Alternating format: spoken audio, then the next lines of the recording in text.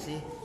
Saya dari saksi dari PDI Perjuangan dengan ini menyampaikan ucapan terima kasih kepada pihak TNI dan Polri yang telah membantu pelaksanaan rekapitulasi di tingkat KPU Kabupaten, dan alhamdulillah berkat dari kerjasama yang baik dari semua pihak, alhamdulillah proses rekapitulasi hari ini dibuka sejak tadi jam 10 siang.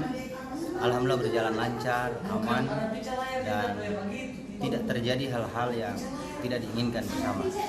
Adapun proses yang telah kita lalui tadi sepanjang hari ini, ada perbedaan, perselisihan, tetapi alhamdulillah dengan mekanisme musyawarah yang telah disepakati bersama, semuanya berjalan dengan baik.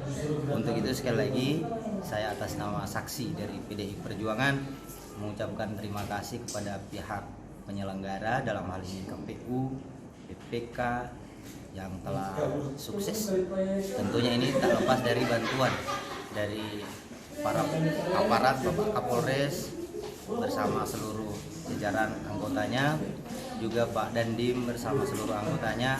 Kami sebagai saksi dengan ini mengucapkan banyak terima kasih atas peran sertanya dalam mensukseskan musyawarah atau pleno rekapitulasi di tingkat kabupaten. Demikian dari saya, terima kasih. Assalamualaikum warahmatullahi wabarakatuh.